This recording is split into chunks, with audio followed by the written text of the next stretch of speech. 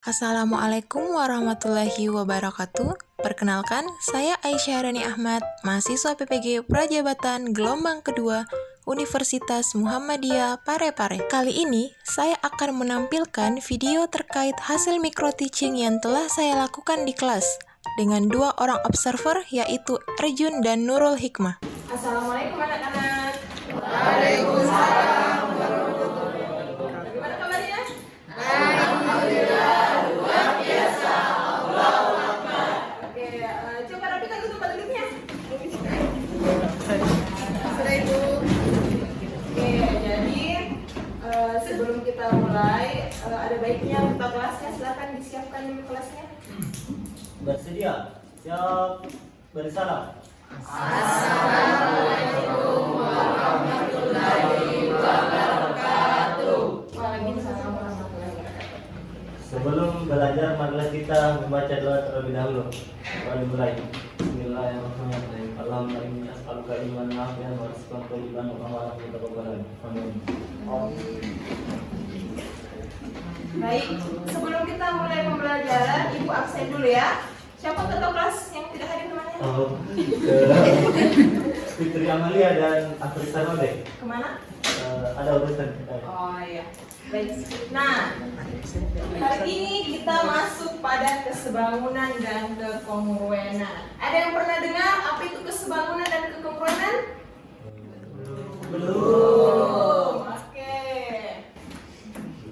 Nah, jadi sebelum kita mempelajari kekongruenan dan kesebangunan, ada baiknya kita untuk mengetahui apa sih tujuan kita mempelajari ini. Nah, tujuan kita mempelajari itu agar kalian semua bisa mengetahui dan tahu menyebutkan benda apa saja yang kekongruenan, benda segi empat yang masuk dalam kekongruenan, dan benda segi empat yang masuk dalam kesebangunan.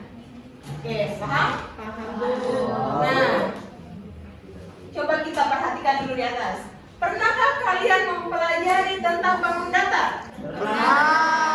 Oke, kalau pernah, apa saja bentuk bangun datar? Persegi panjang, apa lagi?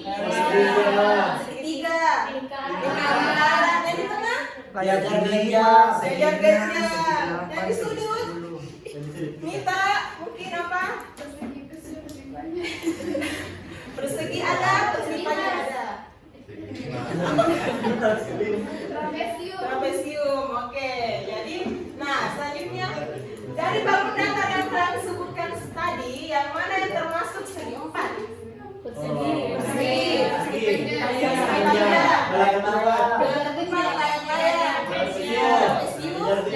oke, lihat genjang. Nah, ada beberapa sisi dalam bangun segi empat. Ya, jelas. Terus berapa besar sudutnya? 360 derajat. Betul? Setuju semua? Setuju. Oke. Nah, sebelum kita masuk dalam pembelajaran, ada penilaian untuk hari ini. Ada penilaian pengetahuan, ada penilaian sikap, dan keterampilan nanti pada LKPD-nya. Nah, sebelumnya kita masuk, pasti kalian bertanya-tanya untuk apa kita mempelajari kekongruenan dan kesebangunan. Betul? Nah, ada yang tahu untuk apa? Tidak tahu. Oke, kekongruenan dan kesebangunan itu kalian bisa dapatkan. Ada yang pernah lihat bingkai foto? Pernah. Bingkai foto ada foto di dalamnya ya. Ini bingkainya, ini fotonya. Untuk menentukan bagaimana posisinya supaya bagus, pasti kita butuh konsep kesebangunan. Nah, itu kita pelajari dalam kehidupan sehari-hari. Nah, selanjutnya amati lingkungan sekitarmu. Coba kita lihat di kelas ini. Adakah benda yang kongruen? Ada. Yang mana? Meja. Kenapa dikatakan kongruen? Sama. Sama apanya? Sama bentuknya. Nah, kalau ibu punya ini dengan ini, kongruen tidak? Kongruen. Kenapa Daniel? Daniel kenapa kongruen? Karena sama bentuknya sama kayak ukurannya. Sama ukurannya. Yang di belakang ada Sri mungkin. Sama juga dengan. Oh, sama jawabannya. Nah, Apa ini?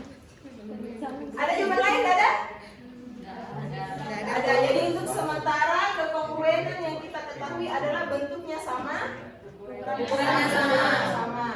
Nah, coba kita lihat masalah selanjutnya. Ini ada foto asli ya, yang di sebelahnya didrag atau digeser. Biasa ya, ada foto ditarik ke atas, yang satunya foto aslinya ditarik ke samping, yang satunya ditarik dari sudut. Coba kita bandingkan foto asli dengan yang didrag ke atas. Apakah dia kongruen atau sebangun menurut kalian? Tidak Kenapa satu orang? Asep mungkin, kenapa? Kenapa tidak keduanya?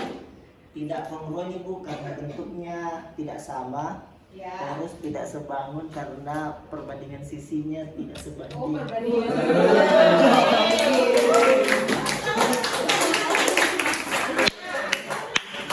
Kita bandingkan foto asli dengan yang didrag ke samping. Coba Siti Aisyah, bagaimana pendapatnya foto asli dengan yang didrag ke samping? Tidak sama Bu, tidak kongruen. Oh, tidak kongruen juga. Sebangun bagaimana? Tidak juga. Nah, coba foto yang terakhir. Dwi, coba Dwi. Foto yang terakhir, foto asli dengan yang didrag dari sudut.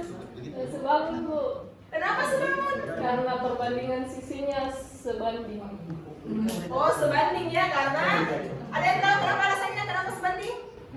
Karena kalau misalkan panjangnya kan misalkan di situ 2 Bu, baru nanti yang didrag ke samping itu misalkan ditambah 1.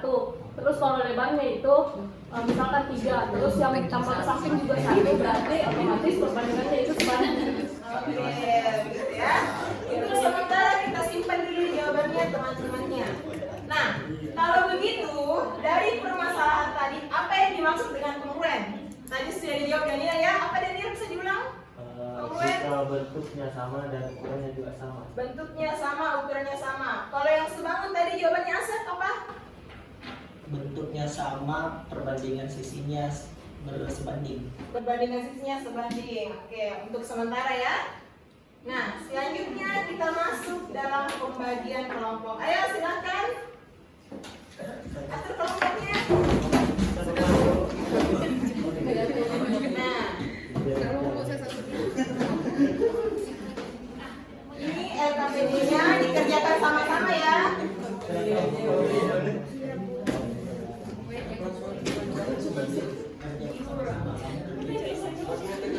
Pengerjaan LKPD-nya 10 menit, boleh? Oke, silakan.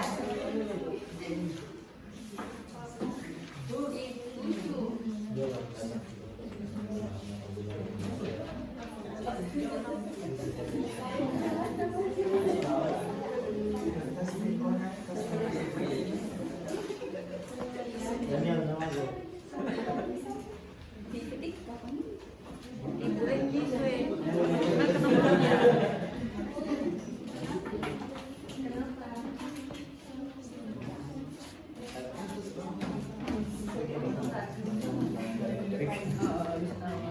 Gue mau katanya.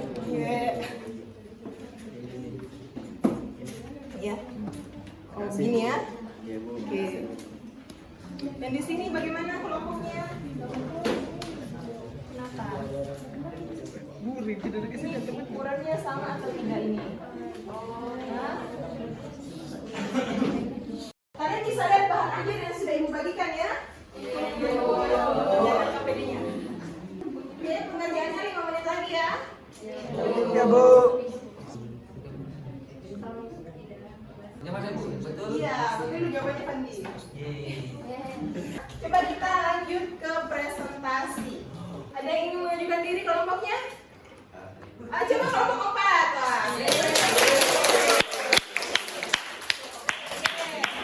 Presentasinya boleh dibacakan ya di situ. Jadi kalian kelompok lain buka kegiatan yang pertama dulu. Boleh? Coba perwakilannya dibacakan jawabannya. Assalamualaikum warahmatullahi wabarakatuh. Kami dari kelompok 4 akan mempresentasikan mempresentasikan hasil LKPD kami. Di kegiatan 1, Ayah menjawab, apakah pasangan bangun datar di atas memiliki bentuk yang sama? Gambar 1A, iya. Gambar 1B, iya. 1C, tidak. 1D, iya. Kemudian, apakah pasangan bangun datar di atas memiliki ukuran yang sama? 1A, iya. 1B, tidak. 1C, tidak. 1D, iya. Oke, kelompok lain ada yang beda? Sama. Oke. Lanjut aja ya. Nah, jadi coba kita masuk ke kesimpulan. Coba kesimpulannya. Berdasarkan langkah-langkah yang telah dilakukan, syarat 2 bangun kongruen adalah mempunyai sudut yang sama besar dan bentuk yang sama, dan walaupun berbeda arah maka akan tetap kongruen. Begitu jawabannya. Kelompoknya dari bagaimana? Saya tidak ada yang bilang jika arahnya berbeda. Oh, arahnya tidak ada ya. Pak Juni, kelompoknya bagaimana? Perbandingan sisinya 1:2. Perbandingan sisinya 1:2. Oke, coba terima kasih ya. Untuk LKPD yang tentang kesebangunan, coba kelompok yang di tengah, kelompoknya Fadli. Syarat 2 bangun datar yang sebangun. Jadi panjang sisi AB itu 6 cm, panjang sisi KL 12 cm, BC 4, LM 8, CD 5, MN 10, AD 5, KN 10. Untuk besar sudutnya, sudut A itu sama dengan 55, sudut K juga sama dengan 55, sudut B itu 70, sudut L juga sama 70 derajat, sudut C 110 derajat sama juga dengan sudut M 110, sudut D 125 sama juga dengan sudut N, sehingga pasangan sisi yang bersesuaian itu AB bersesuaian dengan KL, BC bersesuaian dengan LM, CD bersesuaian dengan MN, AD bersesuaian dengan KN. Jadi kesimpulan 2 bangun datar segi 4 dikatakan sebangun apabila memenuhi syarat, yaitu 1. Perbandingan sisi dari bangun tersebut sama atau senilai, dan memiliki sudut-sudut yang bersesuaian itu sama besar, Bu. Oke, bagaimana tanggapannya kelompok lain? Ada yang berbeda? Sama. Kita sudah mendengar dari jawabannya temannya semua bahwa untuk syarat kongruen dan sebangun. Nah, bagaimana kalau kita sama-sama menyimpulkan? Kelompoknya Daniel tadi bagaimana kongruennya? Kami Bu, kalau kongruen itu bentuk kedua bangun sama, sisinya juga bersesuaian sama panjang. Kemudian ukuran kedua bangun sama dengan sudut yang bersesuaian. Oh, jadi ada 2 ya. Panjang sisinya sama dan sudutnya sama. Kelompok lain bagaimana? Ada tambahan? Saya, Bu. Kelompoknya Fadli? Kelompok kami, Bu, untuk kongruen itu panjang sisi-sisi yang bersesuaian itu sama panjang, dan sudut-sudut yang bersesuaian sama besar. Kalau untuk sebangun, perbandingan sisi yang bersesuaian itu sama atau senilai, dan besar sudut-sudut yang bersesuaian itu sama besar, Ibu. Oke, jadi masing-masing ada ukurannya. Untuk kongruen tadi panjang sisi yang bersesuaian sama dan sudut-sudut yang bersesuaian sama. Untuk sebangun panjang sisinya Panjang sisi yang sebanding dan besar sudutnya sama besar. Nah, jadi mari kita simpulkan bersama-sama. 2 benda dikatakan kongruen apabila sisi yang bersesuaian sama panjang dan besar sudut yang bersesuaian sama besar.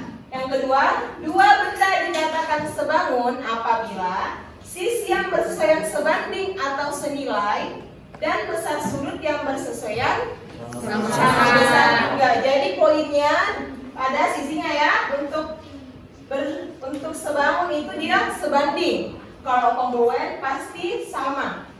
Ya? Bisa? Bisa. Oke, coba kembali dulu ke tempatnya masing-masing.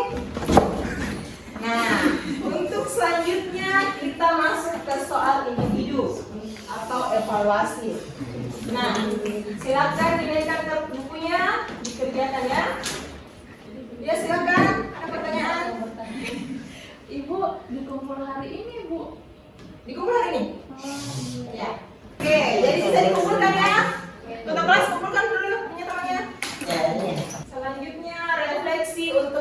pertemuan hari ini. Nah, Ibu bagikan ya kertasnya. Nah, coba kalian perhatikan pertanyaannya di atas. Nah, ini yang kalian isikan pada kertas refleksi yang telah Ibu bagikan ya. Apakah Anda menikmati pembelajaran hari ini? Bagian mana yang Anda belum pahami? Nah, jika diminta memberikan bintang 1 sampai 5, berapakah yang Anda akan berikan pada usaha yang telah Anda lakukan? Nah, jika Anda diminta memberikan bintang 1 sampai 5, berapakah bintang yang akan Anda berikan pada pembelajaran untuk hari ini? Ya, silakan. Silakan kelas dikumpulkan. Oke, terima kasih ya.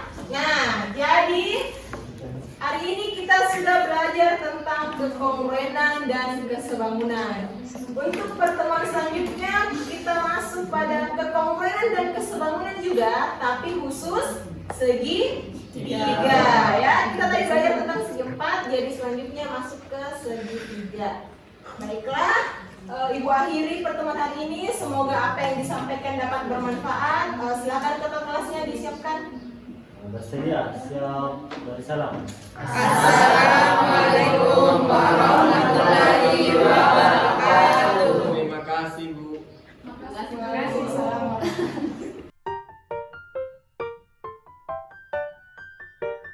Hasil observasi saya pada penyampaian dari praktikan itu sudah bagus dan sesuai alur dari lembar observasi yang diberikan, serta pada prosesnya sudah baik seperti salam membuka, penyampaian materi bersyarat, tujuan dan juga motivasi tentang manfaat materi tersebut.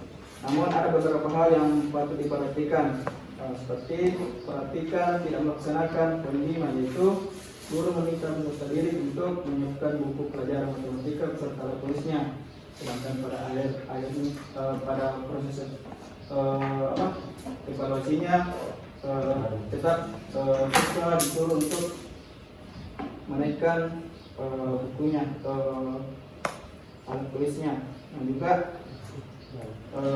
perhatikan juga tidak menjelaskan bagaimana bentuk penilaiannya. Tadi langsung bagi kelompok dan ada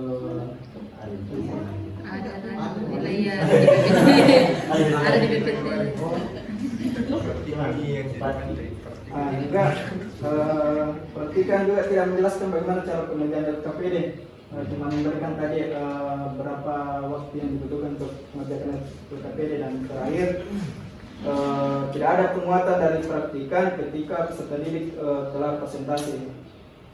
Mungkin itu dari saya.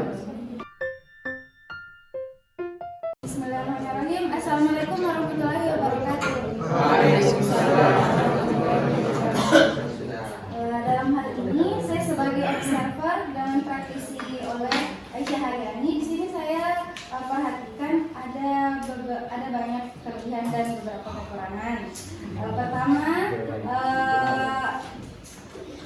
praktisi ini telah mengajak siswa aktif dalam pembelajaran. Terlihat pada awal pembelajaran semangatnya yang membangkitkan peserta didik untuk lebih semangat lagi. Kemudian karena sudah mengenal bagaimana peserta didik, mengenal namanya, bagaimana keaktifannya juga.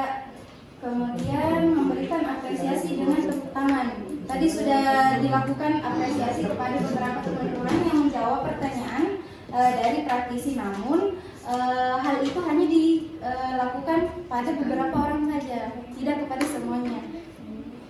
Kemudian pada bagian pengerjaan LKPD juga telah disebutkan waktu dalam pengerjaannya, jadi peserta didik bisa semakin efisien dalam mengerjakannya dan memperhatikan waktunya juga. Kemudian itu kelebihan-kelebihannya. Kemudian ada pun beberapa yang masih perlu mungkin diperbaiki lagi. Mengenai pertama, manajemen waktunya. Tadi saya catat dimulai pada 08.13 dan diakhiri pada 08.33 dan diberi waktu 25 menit. Ini masih 20 menit, artinya seolah-olah kita dalam kelas, waktunya belum habis tapi diselesaikan pembelajarannya, seperti itu. Menurut saya seperti itu.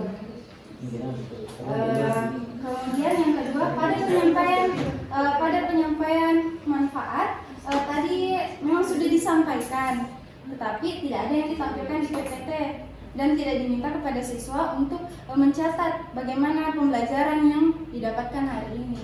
kan belum tentu apa yang kita ketahui hari ini diingat terus tanpa ditulis dalam catatan.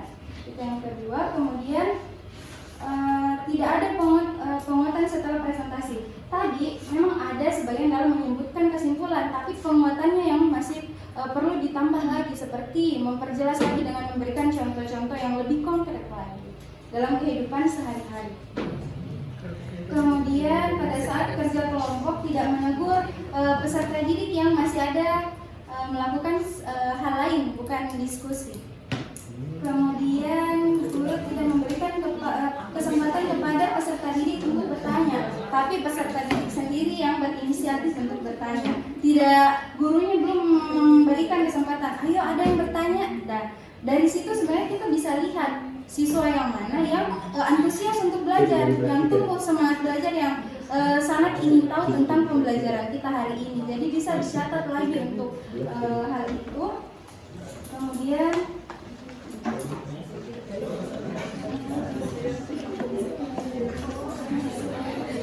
oh ya, tadi ada pemberian evaluasi yang diberikan deadline hari ini juga. Ya. Tapi tidak ada pengerjaan bersamanya di atas supaya dilihat bersama-sama hasil pengerjaan evaluasinya pada hari ini. Kemudian tidak ada pengerjaan evaluasi, tidak ada. Oke, pada bagian akhir diminta ketua kelasnya untuk disiapkan, tapi di sini diberikan keterangan bahwa bersama-sama berdoa, tapi tidak diakhiri dengan membaca doa.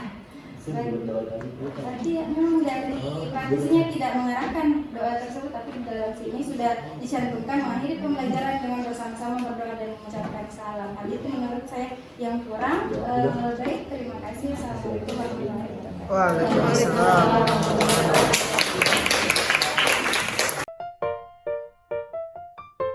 Observernya ya juga ke praktikan Aisyah, apa yang sudah ditampilkan secara umum sudah bagus ya, jadi secara umum sudah bagus. Kalau kita merunut dari rencana yang ditampilkan di RPP, memang bagian-bagian itu sudah sesuai secara umum ya, sesuai dengan yang direncanakan. Ya, meskipun demikian, Mas-Mas sekalian, bahwa terdapat beberapa catatan yang menjadi kelemahan atau kekurangan yang mesti nanti ditindaklanjuti pada orang berikutnya supaya tidak terulang dan seterusnya. Ya, yang disampaikan tadi oleh observernya, saya pikir ini sudah menjadi catatan ya untuk Aisyah dan juga observernya sendiri. Yang terpenting dari apa yang menjadi catatan saya di sini, ini pada konsep materi ya. Jadi tadi secara teknis sebenarnya sudah bagus, meskipun di awal ya, di awal itu adik sekalian penting sekali kita untuk membangkitkan motivasi siswa mau belajar. Nah itu ya. Jadi pada saat kita menanyakan bagaimana kabarnya hari ini, siapa yang tidak hadir atau apa dan segala macam, itu tidak apa-apa kita awali itu dengan mengakrabkan diri, coba deh maju ke tengah gitu ya. Nah, supaya ini kan tahap awal ya, penting sekali tuh di bagian awal kita memulai pembelajaran, itu penting sekali kita mengkondisikan siswa ya. Jadi bagaimana kabarnya, coba di tengah berdiri, kemudian menjangkau keseluruhan siswa sehingga kelihatan itu bahwa memang hari ini kita peduli bahwa kehadiran siswa itu penting untuk pelajaran tersebut ya, bukan hanya Kak Aisyah tapi juga yang lainnya. Ini ada yang menarik tadi pada saat melakukan menjelaskan konsep tentang kongruen dan kesebangunan ya. Jadi beberapa siswa diminta untuk menyampaikan pendapatnya, gambar disajikan dan seterusnya.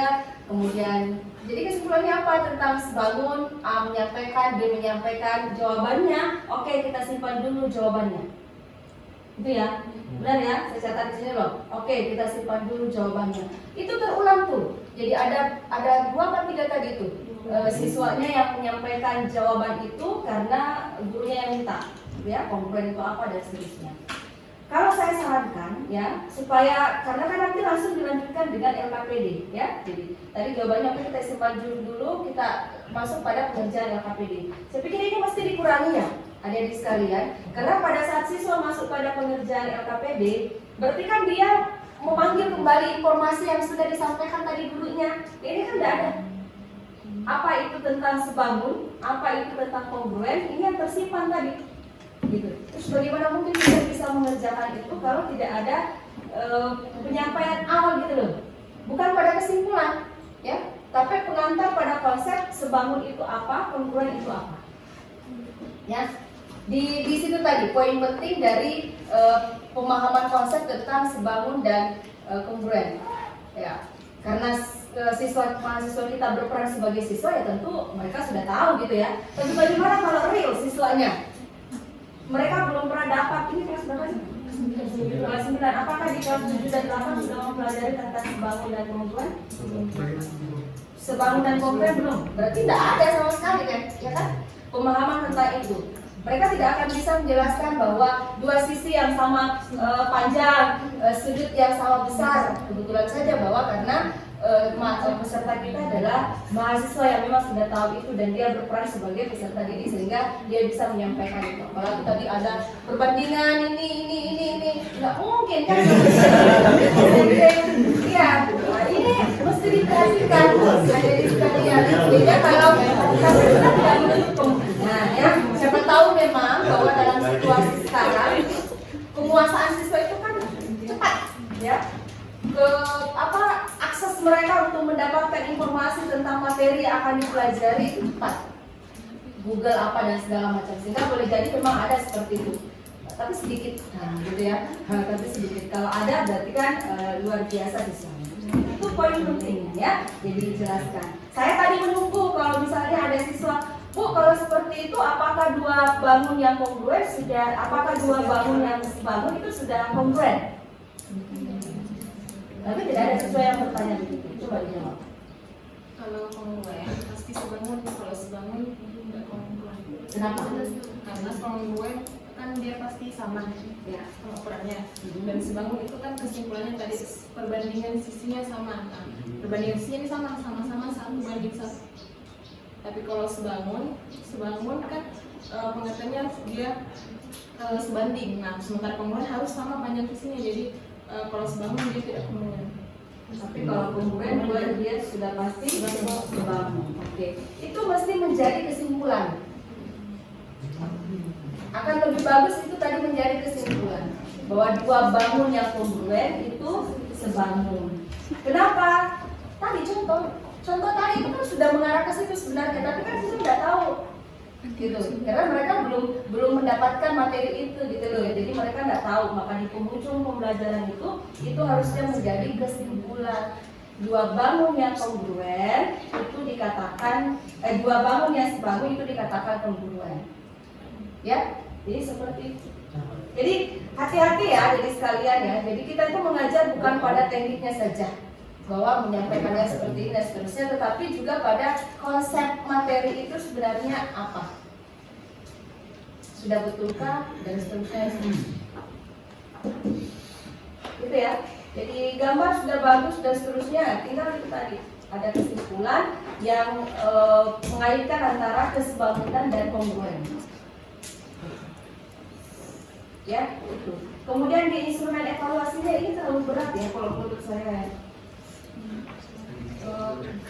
Karena memang di LKPD dan di bahan ajar itu tidak ada pada masalah kontekstual yang sifatnya work problem. Work problem itu artinya soal cerita. Ya. Nah, tiba-tiba muncul di soal evaluasi itu soal cerita, dan ini padat nih soalnya. Padat.